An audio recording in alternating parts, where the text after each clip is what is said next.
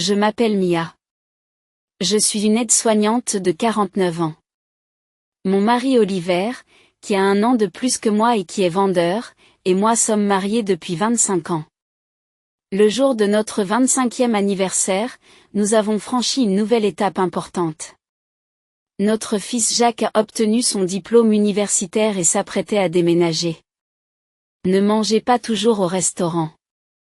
Veille à te réveiller à l'heure pour aller travailler et vérifie que la porte est bien fermée quand tu pars, lui ai-je dit.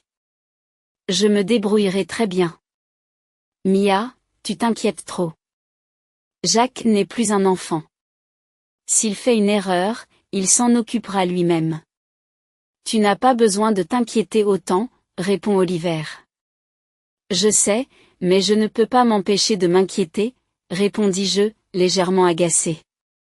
Mon mari et mon fils se sont moqués de moi, s'inquiétant comme si je laissais un petit enfant seul à la maison. Est-ce si étrange pour une mère de s'inquiéter du déménagement de son fils? J'ai regardé mon fils s'en aller sans se retourner, il avait l'air si grand. Lorsqu'il a tourné au coin de la rue et qu'il a disparu de mon champ de vision, j'ai eu l'impression que mon rôle de mère était enfin terminé. Je me suis étirée et je me suis laissée aller à un sentiment de liberté. J'étais impatiente de reprendre notre vie de couple après plus de 20 ans. J'ai reçu un appel de l'hôpital. Papa est apparemment tombé en nettoyant le jardin, m'a dit Oliver. Il va bien? Il s'est peut-être cassé un os. Je vais aller le voir à l'hôpital. Je viendrai aussi, ai-je proposé. Je peux m'en occuper seule. Tu n'as pas besoin de manquer le travail. Je te raconterai tout à mon retour, m'a rassuré Olivier. Je n'arrivais pas à me concentrer au travail après avoir appris que mon beau-père était blessé. Pouvez-vous démolir la maison demain? Demande Oliver. Bien sûr. Tout ce qui reste dans la maison sera éliminé, n'est-ce pas? J'ai confirmé. Oui, désolé pour le planning serré. S'est excusé Oliver. Il n'y a pas de problème. Je suis au courant de la situation, ai-je répondu. Mon mari, qui s'est débarrassé des soins de son père sur moi, est parti en voyage à Hawaï avec sa maîtresse. Il est impossible de ne pas être en colère. Pendant que mon mari passait du temps avec sa maîtresse, j'ai démoli la maison et l'ai transformée en terrain vague. Et, où es-tu en ce moment? Appelle Oliver. Tu es revenu? Pourquoi la maison a-t-elle disparu? Ce n'est plus qu'un terrain vague, s'exclame-t-il. Oui, c'est vrai. Je l'ai fait démolir, ai-je expliqué. Quoi? Pourquoi? Demande Oliver, déconcerté. Mon mari, qui revenait de son voyage à Hawaï, m'a appelé frénétiquement. Il est normal qu'il soit paniqué puisque la maison dans laquelle nous vivions a disparu. Mais il ne sait pas encore qu'il a perdu bien plus que la maison. Je n'arrêtais pas de jeter un coup d'œil à l'horloge, qui semblait à peine bouger, et je me sentais frustrée. Comment va ton père? J'ai demandé dès que je suis entrée dans le salon où se trouvait mon mari. Il m'a salué en me disant « Bon retour parmi nous », puis il a soupiré. Il s'agit d'une fracture. Je vois, répondis-je en essayant de cacher mon inquiétude. Il va devoir rester à l'hôpital pendant un certain temps. Pas possible, me suis-je exclamé, sentant un nœud se former dans mon estomac. Il ne va pas se retrouver en fauteuil roulant après sa sortie de l'hôpital, n'est-ce pas? Non, je ne pense pas qu'on en arrivera là, m'a rassuré mon mari, mais il aura probablement besoin d'une canne. C'est inquiétant, ai-je admis, me sentant en conflit. Je devrais être soulagée qu'il n'ait pas besoin d'un fauteuil roulant, mais je ne peux pas m'empêcher de m'inquiéter rien qu'en entendant qu'il aura besoin d'une canne. Il y a une raison à mon inquiétude, ai-je expliqué. Ma belle-mère, qui avait 2 ans de plus que mon beau-père, est décédée il y a 3 ans des suites d'une maladie. Maintenant, mon beau-père, qui a 76 ans, vit seul, ai-je ajouté. Mon mari, Oliver, a suggéré qu'il emménage avec nous. J'ai toujours été reconnaissante envers mes beaux-parents et j'ai toujours eu peur de laisser mon beau-père seul, ai-je avoué, alors j'ai accepté l'idée de vivre ensemble. Cependant, ne voulant pas être un fardeau, il a toujours refusé d'emménager avec nous, préférant vivre seul tant qu'il le peut. Mais maintenant, il pourrait être difficile de donner la priorité à ses souhaits, ai-je ajouté, me sentant déchirée. Quand papa sortira de l'hôpital, dit Oliver, rompant le silence, nous vivrons avec ton père, n'est-ce pas? Ça ne pose pas de problème, ai-je accepté. J'ai toujours été d'accord pour vivre avec ton père. Vraiment, demande Oliver, surpris. Merci. Alors, c'est l'adieu à cette maison, ai-je dit, me sentant nostalgique en regardant le salon, me remémorant l'époque où notre fils Jacques était petit. Notre maison et celle de mes beaux-parents sont proches, ai-je expliqué, alors peu importe que nous allions chez eux ou qu'ils viennent chez nous. Cependant, notre maison est une copropriété, ai-je poursuivi, ce qui ne serait pas pratique pour mon beau-père qui a une mauvaise jambe. Nous avons donc décidé de quitter notre appartement pour emménager dans la maison familiale, ai-je conclu. Le week-end suivant, je suis entrée dans la chambre d'hôpital de mon beau-père et nous avons annoncé la nouvelle à mon beau-père. Papa, tu ne peux pas vraiment dire que tu veux vivre seul maintenant, n'est-ce pas? Oliver l'interroge gentiment. Quand tu seras sorti de l'hôpital, tu vivras avec nous. Désolé d'être un fardeau, a répondu mon beau-père, l'air un peu désolé mais heureux. Tu n'es pas du tout un fardeau, l'ai-je rassuré, me sentant soulagé. Alors que nous nous sentions soulagés et que nous quittions sa chambre, nous avons été arrêtés dans le couloir. Charlotte, ma belle-sœur, s'est approchée de nous et nous a dit. J'ai entendu parler du plan. J'ai entendu parler du plan. Charlotte habite un peu loin de la maison de nos beaux-parents, expliquai-je, mais elle rend souvent visite à notre beau-père, qui vit seul. Sa présence a été l'une des principales raisons pour lesquelles nous avons accepté qu'il vive seul, ai-je ajouté, reconnaissante de son soutien. Elle avait pris sa journée de travail pour lui rendre visite à l'hôpital aujourd'hui. Charlotte a ensuite exprimé ses inquiétudes quant à notre décision de vivre avec notre beau-père. Oliver, Jacques vient de déménager et vous allez soudain vivre avec papa? Tu es d'accord avec ça, Mia? Je suis célibataire et je n'ai pas l'intention de me marier, alors je peux vivre avec papa si c'est mieux. Ouais, je suis totalement d'accord avec ça. Tu vis loin, n'est-ce pas? Tu ne peux pas revenir à la maison familiale, n'est-ce pas? Tu as l'intention d'emmener papa chez toi? Si nous déménageons dans la maison familiale, papa n'aura pas à quitter la maison à laquelle il est habitué. De plus, Mia travaille comme aide-soignante, elle peut donc s'occuper de lui. Charlotte sourit après avoir entendu nos paroles. Si Mia est d'accord, c'est parfait. On dirait que toi, Oliver, tu prends vraiment en compte la situation de papa. Je craignais juste que tu ne prennes en charge papa par sens des responsabilités en tant que fils aîné, et que Mia ne soit réticente à l'idée. Ce n'est pas du tout le cas. À bien y penser, Charlotte, tu t'inquiètes comme le faisait Mia. Le rire de Charlotte nous a fait sourire involontairement, mon mari et moi. Charlotte n'insistait pas pour accueillir notre beau-père, mais s'inquiétait beaucoup pour nous et lui. Elle voulait nous faire savoir qu'elle pouvait aussi l'accueillir. Se rendant compte de son inquiétude excessive, son visage est devenu un peu rouge.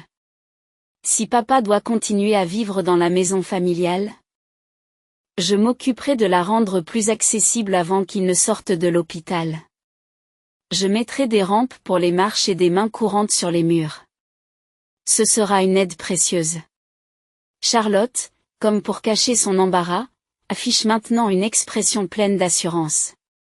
Elle a longtemps travaillé dans un magasin de bricolage et est une pro du bricolage. Nous avons décidé de lui confier les travaux d'aménagement de la maison et de nous concentrer sur notre déménagement. 2 mois après l'hospitalisation de mon beau-père, notre vie commune a commencé. Ses jambes ont empiré et il a besoin de soins, mais pas au point d'être complètement dépendants. Oliver et moi pouvons donc continuer à travailler comme d'habitude. Mon beau-père a parfois l'air coupable, mais il n'y a pas de problème dans notre relation. Je pensais que nous aurions des jours paisibles pendant un certain temps. Mais peu de temps après que nous ayons commencé à vivre ensemble, Oliver a commencé à agir de manière suspecte. Un mois après avoir commencé à vivre avec mon beau-père, Oliver a commencé à rentrer tard à la maison. C'est compréhensible compte tenu de son travail. Mais il a aussi commencé à sortir seul le week-end. Après 25 ans de mariage, je ne m'attends pas à passer tous les week-ends avec lui. Cependant, mon travail m'oblige à travailler même les week-ends où mon mari est en congé. Donc, quand Oliver part le week-end, mon beau-père reste seul. Je comprends que tu aies des choses à faire le week-end, mais ne peux-tu pas passer un peu de temps avec ton père? Il se sent seul tout le temps. Quoi? Papa n'est pas gravement dément ou grabataire, n'est-ce pas? Pourquoi avons-nous besoin d'être avec lui? Et s'il se blesse à nouveau? Et puis, c'est triste pour lui d'être seul alors que nous vivons ensemble. Ce n'est pas un enfant. Il n'y a pas lieu de s'inquiéter autant. Tu es vraiment un inquiet. Oliver s'est moqué de mes inquiétudes. Il en sait plus que moi sur son père. Sur la base des paroles d'Oliver, je me suis dit que mon beau-père ne voyait pas d'inconvénient à passer du temps seul. Mais un mois plus tard, j'ai eu l'impression que les paroles d'Oliver n'étaient pas tout à fait vraies. Ah, tu te lèves? Laissez-moi vous aider. Désolé de toujours vous déranger. N'en parle pas. Ce n'est rien. Non, ce n'est pas seulement maintenant. Vous m'aidez toujours à la maison, vous vous joignez à moi pour les promenades et les courses. J'apprécie vraiment. Tu m'as beaucoup aidé depuis que je suis entrée dans la famille, alors nous sommes quittes. Ne t'inquiète pas pour ça. C'est vraiment ce que tu ressens? Oliver me semble froid, mais est-ce que vous vous occupez de moi par obligation? Bien sûr que non. Le caractère inquiet de Charlotte doit venir de vous. Oliver profite probablement de sa liberté maintenant que Jacques n'est plus à la maison. C'est vrai? Tu es sûr que ça ne te dérange pas de ne pas avoir de temps pour toi? Je vais bien. Je n'ai pas de passe-temps, alors je préfère être avec vous. Mon beau-père a de nouveau pris un air coupable. Malgré ce qu'Oliver a dit, il semble que mon beau-père soit perturbé par le fait d'être laissé seul le week-end. Cependant, il semble s'inquiéter du fait qu'Oliver ne l'aime pas. Ce soir-là, j'ai décidé de confronter Oliver à propos de son attitude erronée. J'ai également décidé d'exprimer les frustrations que j'ai ressenties au cours de ces 2 mois. Il semble que papa soit vraiment ennuyé par le fait que tu quittes la maison pendant tes jours de congé. Il pense qu'il pourrait ne pas l'aimer. Vraiment? Alors dis-lui que ce n'est pas vrai. Juste lui dire? Alors, tu as l'intention de continuer à le laisser seul le week-end? Il a juste mal compris que je ne l'aimais pas. Si je lui dis que ce n'est pas le cas, tout ira bien. Ce n'est pas la question. Et tu rentres toujours tard, même en semaine, et tu sors le week-end. Tu as parlé fort à l'hôpital, mais tu n'aides guère ton père. Tu peux me donner un coup de main? Je travaille aussi, tu sais. Je pense qu'il vaut mieux que ce soit toi qui t'en occupes, vu ton expérience d'aidant. Papa est capable de s'occuper de lui-même, n'est-ce pas? Ton aide devrait suffire. J'ai été tellement abasourdi par sa réponse que les mots me manquaient. Oliver s'était déjà moqué de mes inquiétudes, mais cette fois, il était sérieux. On dirait que c'est vraiment ce qu'il pense. D'accord, je vais continuer à soutenir ton père. Merci, j'apprécie. Commencer une dispute à propos de mon beau-père ne ferait que le faire culpabiliser à nouveau. Alors, même si j'étais en colère après les paroles d'Oliver, j'ai gardé un visage impassible pour cacher ma colère. Et vraiment, je peux gérer les soins de mon beau-père toute seule. Je voulais juste qu'Oliver m'aide par égard pour son père. Mais demander de l'aide à un mari qui a une telle attitude risque d'entraîner des problèmes supplémentaires. J'ai donc décidé de m'occuper seule de mon beau-père. Je ne travaille pas aujourd'hui. Et si nous allions nous promener ensemble? Vraiment? Je suis désolée de vous déranger. Jusqu'à présent, j'étais stressée parce qu'Oliver ne m'avait pas aidé du tout. Mais une fois que j'ai accepté que je ne pouvais rien attendre de lui, ce stress a disparu. Et j'ai un allié plus fort que mon mari ne pourra jamais l'être. Cette rampe semble un peu basse pour que vous puissiez l'utiliser confortablement. Je vais donc la rehausser un peu. Je boucherai aussi les trous de vis. Je suis désolée. Je pensais qu'Oliver pourrait gérer quelque chose comme ça, mais il ne le fait jamais. Il est encore sorti aujourd'hui, n'est-ce pas? Je me demande ce qu'il prépare. Charlotte m'a parlé tout en continuant son travail.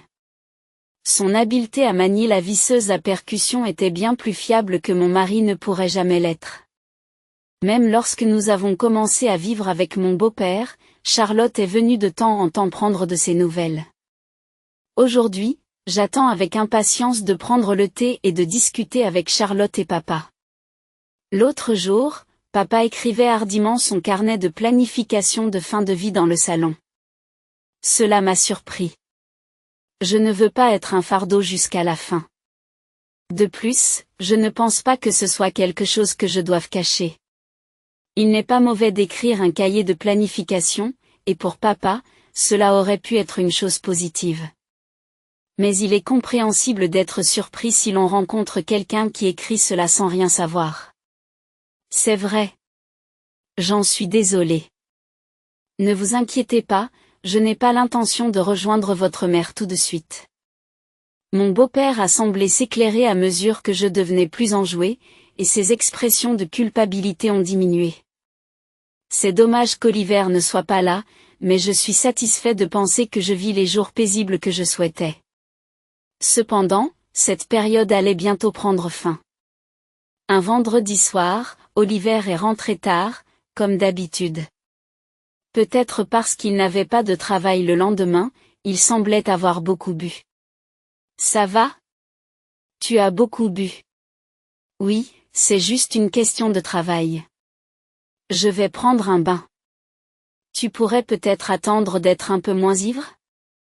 Je vais bien, vraiment. Tu t'inquiètes trop.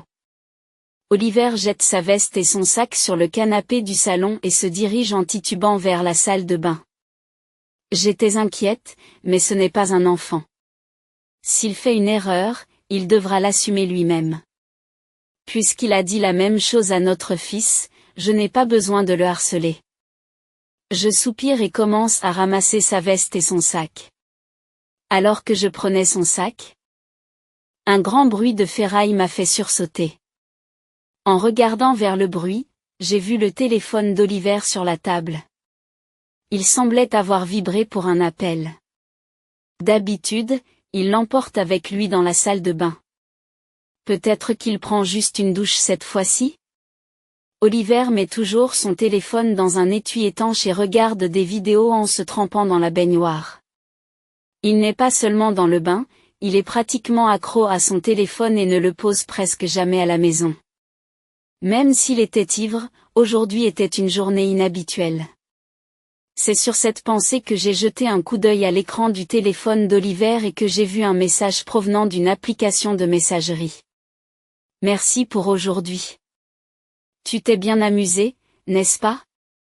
Sur l'écran d'Oliver s'affichait le nom d'une femme inconnue et un message suggestif. Pas possible, n'est-ce pas? Qui s'intéresserait à un homme de 50 ans? J'ai désespérément essayé d'écarter l'idée d'une liaison, en invoquant l'âge de mon mari. Mais j'avais entendu dire que les liaisons étaient fréquentes chez les couples âgés, et Oliver rentrait toujours tard et sortait seul le week-end. Je ne pouvais pas écarter complètement l'idée d'une liaison, et mon anxiété grandissait. Le téléphone d'Olivier, inconscient de mon trouble, a de nouveau sonné avec un autre message. L'un après l'autre, les troisième et quatrième messages sont arrivés, chaque notification faisant vibrer le téléphone. Les messages qui s'affichaient sur l'écran devenaient de plus en plus intimes, et le mot à faire se précisait dans mon esprit. Je suis plus doué qu'elle, non? Au 5e message, j'ai eu la nausée. J'ai rapidement pris une photo de l'écran avant que la notification ne disparaisse. Le bruit de la douche signifiait que j'avais encore du temps. J'ai donc décidé de vérifier le sac d'Oliver. Comme prévu, il contenait principalement des objets liés au travail. Rien ne semblait suspect. Mais ma main s'est naturellement portée sur son épais agenda.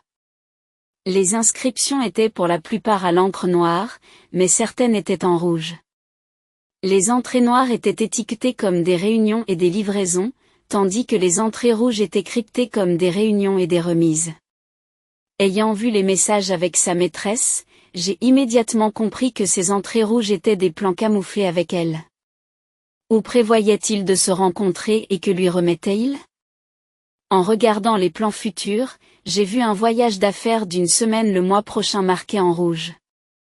De toute évidence, il ne s'agissait pas d'un voyage d'affaires, mais de vacances déguisées. La douche s'est arrêtée, j'ai rapidement pris une photo de l'agenda, je l'ai remis dans le sac et j'ai rangé sa veste et son sac comme si de rien n'était. Oh, tu as rangé mon sac? Je m'en excuse. Il me gênait. Je ne l'ai pas fait pour toi. Je me sentis à nouveau nauséeuse quand Oliver sortit de la salle de bain en se séchant les cheveux. Inconscient, il a continué à se sécher les cheveux. Tu ne peux pas te promener dans le salon en te séchant la tête? Désolé. Mais un petit peu, ça devrait aller, non? Oh, j'ai laissé mon téléphone ici. Il se rendit compte qu'il avait oublié de prendre son téléphone dans la salle de bain et se dépêcha de retourner dans le salon. Quelqu'un a appelé? Je n'en sais rien. Je n'étais pas dans le salon parce que je rangeais tes affaires. Je n'étais pas dans le salon parce que j'étais en train de ranger tes affaires. Il a pris son téléphone et est allé directement dans la chambre. Sachant qu'il y avait une liaison, mon dégoût était immense. Une fois qu'il a disparu, la nausée que j'ai ressentie s'est calmée. Seule dans le salon, je me suis assise sur le canapé. La pièce était silencieuse, le tic-tac de la trotteuse de l'horloge s'amplifiait. À chaque seconde que durait le tic-tac des aiguilles de l'horloge, ma colère grandissait peu à peu. Au bout d'une minute, avec 60 tics de l'horloge, ma colère a atteint son paroxysme. J'avais 2 alliés de poids à mes côtés. Oliver ne partait pas en vacances, mais en enfer.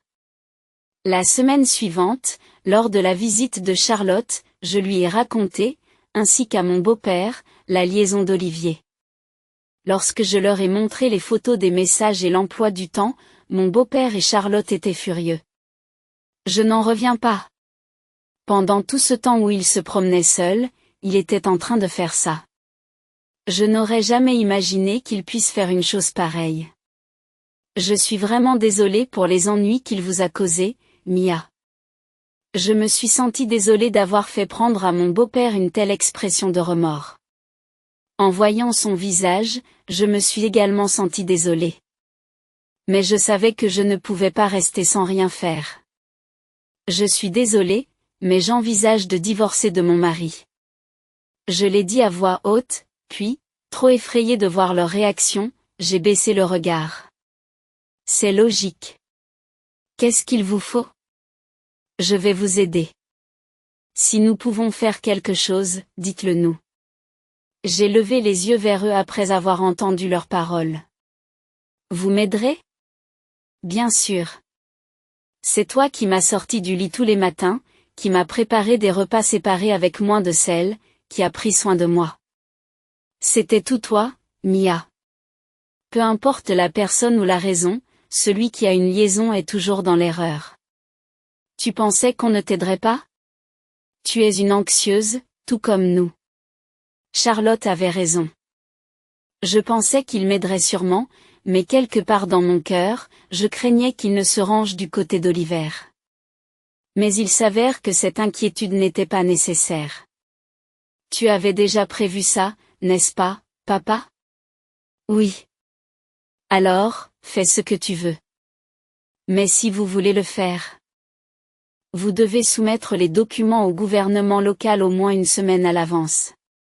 Je peux te laisser faire, Charlotte? Je vais demander à quelqu'un que je connais et qui m'a aidé à vendre l'appartement. Notre réunion stratégique avec mon beau-père et Charlotte s'est bien déroulée. Le plan commencerait une semaine avant le faux voyage d'affaires d'Oliver, et l'action réelle commencerait juste après son départ. Nous avons échangé des regards et hoché la tête en silence, déterminés à faire fonctionner notre plan. Ce soir-là. Le mois prochain, j'ai un voyage d'affaires d'une semaine. Oui, c'est typique de toi. Le jour de notre réunion stratégique, Oliver m'a parlé de son faux voyage d'affaires. Le timing était trop parfait, et j'ai un peu paniqué. Il semblait n'avoir rien remarqué, mais je savais que je devais faire plus attention à garder notre plan secret jusqu'à son exécution. Bon, j'y vais. Oui, bon voyage. Un mois plus tard, après avoir accompagné Oliver dans son faux voyage d'affaires, j'ai commencé le plan avec mon beau-père en toute hâte. C'était une course contre la montre. Mais comme nous nous étions bien préparés à l'avance, tout s'est déroulé plus facilement et moins chaotiquement que je ne l'avais prévu. J'avais hâte de voir les résultats dans une semaine. Une semaine après le départ d'Oliver pour son faux voyage. J'étais en train de ranger la maison quand il m'a appelé. Et où es-tu en ce moment? Hein? Tu es revenu? Pourquoi la maison a-t-elle disparu? Ce n'est plus qu'un terrain vague. Oui, c'est vrai. Je l'ai démolie pendant que tu étais en voyage d'affaires. Vos affaires sont dans un entrepôt, je vous enverrai l'adresse plus tard. Qu'est-ce qu'il y a? Pourquoi? Je n'ai pas pu m'empêcher de rire en imaginant son état de panique. Comme Oliver l'avait dit, la maison dans laquelle nous vivions avait déjà été démolie. Juste après qu'il soit parti pour son faux voyage. Je m'étais préparé à déménager dans mon nouvel appartement en solo, et mon beau-père dans la maison de Charlotte. Nous avions préparé une liste de ce qu'il fallait emporter dans des cartons pour faciliter le déménagement, qui n'a pris qu'une journée. La vitesse de notre déménagement était comparable à celle des déménageurs professionnels. Une fois que nous avons été prêts, j'ai appelé l'entreprise de démolition. Pouvons-nous procéder à la démolition de la maison comme prévu demain? Oui, bien sûr. Tout ce qui reste dans la maison sera éliminé, n'est-ce pas? Oui. Je suis désolé pour le calendrier serré. Ne vous inquiétez pas. Charlotte m'a informé de la situation.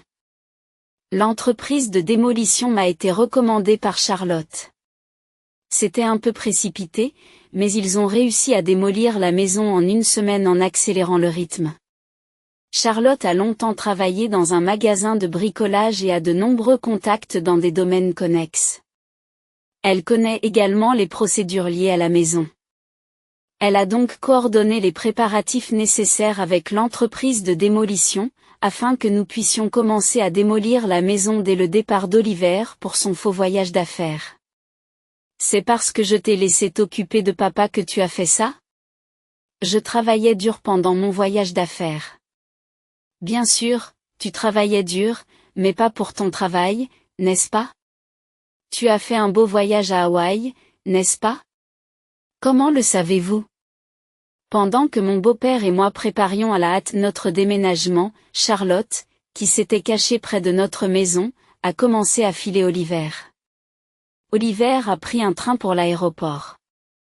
Et c'est là qu'il a retrouvé sa maîtresse avant de s'envoler. Si bien que Charlotte a dû arrêter de les suivre à cet endroit.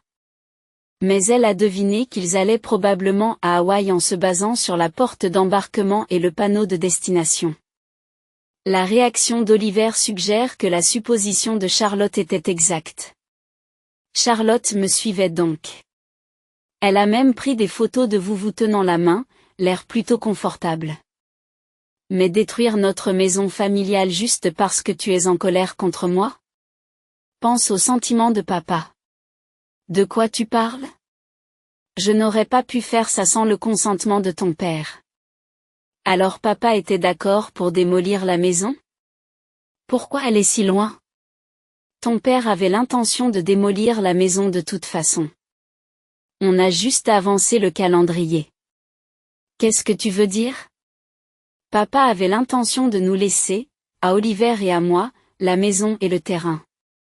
Cependant, en rédigeant son cahier de planification de fin de vie, il s'est rendu compte que la maison était vieille et avait peu de valeur en tant que bâtiment, et que la conserver pourrait donc être un fardeau pour nous. Son projet était de démolir la maison et de ne laisser que le terrain. Son carnet de notes mentionnait que le terrain pouvait être vendu ou utilisé pour construire une nouvelle maison, nous étions libres de décider. J'avais vu ce carnet et j'ai donc proposé ce plan à papa. Tu as peut-être l'intention de me quitter et de te débrouiller seul, mais en démolissant la maison et en faisant vivre Charlotte et papa ensemble, ils en souffriraient. Tu es comme moi, tu trouves papa gênant. Olivier hausse le ton, pensant avoir trouvé un point d'attaque. Mais il est loin du compte. Charlotte a déjà dit qu'elle était prête à vivre avec ton père, n'est-ce pas? Oui, mais vivre ensemble lui montrera à quel point c'est difficile. Tu n'as presque pas aidé, et tu as le culot de dire ça. Mais ce n'est pas grave. Et la démolition ne coûte-t-elle pas beaucoup d'argent? Oui, environ 60 000 $. Papa a payé ça? S'il a dépensé autant, il n'aura pas de difficultés financières? Ce ne sera pas un problème. Je pense que la cohabitation entre Charlotte et ton père se passera bien. Et tu n'es pas à l'endroit où se trouvait notre maison? Il n'y a pas un panneau à vendre? Il y a un panneau à vendre. Ce terrain est-il à vendre?